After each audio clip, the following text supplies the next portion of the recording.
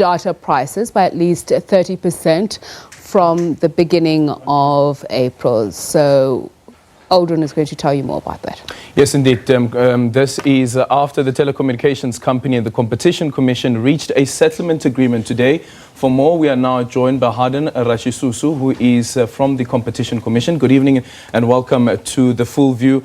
Is this in line with the, and I was thinking about it when I was watching the press briefing, just recently listening to President Cyril Ramaphosa during his State of the Nation address, that there will be this free daily allocation of data, free access to educational and other public interest websites from these service providers.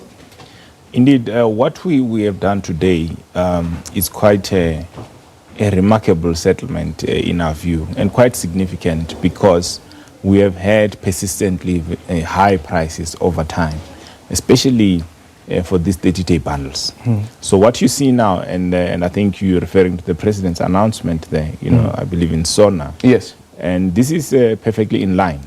It's in line with what we have achieved with Vodacom. You're going to see, free data daily. You're going to see a lot of, free access to certain websites of importance.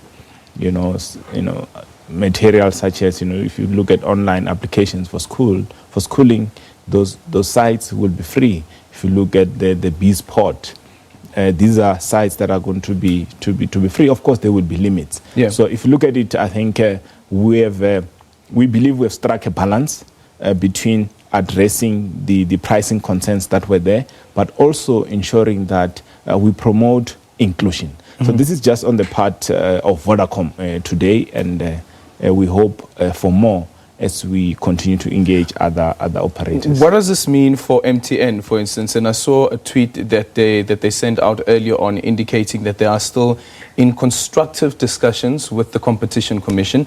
Does this mean that MTN as well would need to meet the same standards that that Vodacom has gone in agreement with the Competition Commission with? This is now just in as far as it comes to the websites that are free, and then also we can touch a bit on whether the percentage of the decrease in the cost of data would be the same as well. So what we have, so the standard is the data market inquiry report. Yeah. So where we have stipulated exactly what we are looking for. So that's the starting point. So we've been having these engagements, parallel, and you'll pick up in the report where it said we are particularly concerned by the pricing levels of Vodacom and MTN. Yeah. Given their markets, their size in the market and so forth. So if you look at it, I mean, we have been consistent with the recommendation. So we have had parallel engagements. It may not be exactly the same, as Vodacom. But what would the minimum standards be that they'll have to meet? Well, there has to be a lifeline access.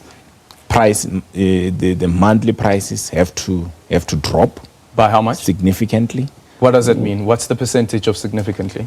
We had said in our report these prices are probably higher than the norm by about 30 to 50%. So that's the range we are looking at. It can be more, but that's the range we have been looking at. So you say that these negotiations have been happening parallel. Is there pushback from MTN? Not at all. That's not the sense I get from our engagements with them. It's just that processes run differently. I think companies do consider certain things differently. They follow their own internal processes differently. So, but they've been very cooperative. Okay, and then there's the other part around the findings in the report. The findings in the report also indicated that there is an urgent assignment of high-demand spectrum and cost-orientated access to the broader range of facilities to reduce the infrastructure costs. And this has been a case that has been raised by the service providers themselves, that the reason why the costs are this high is because the spectrum allocation has not been allocated as yet. Have you been in consultation with ICASA around when the spectrum will be released? So as you know, there's a public process that ICASA is following. We have, as the Competition Commission, made submissions in that process. So we are pretty much guided by by ICASA in that regard. But I cannot, know now, I cannot from the Competition Commission tell you exactly when are they going to finalize the process. But with these settlements, what we have done, in fact, we have been saying in our report that spectrum is important, but prices can go down even without additional access to spectrum, which is what this settlement today proves. Unfortunately, Mr. Ratshisusu, if we have to end this conversation, there's breaking news that Tshepiso Makwetla is standing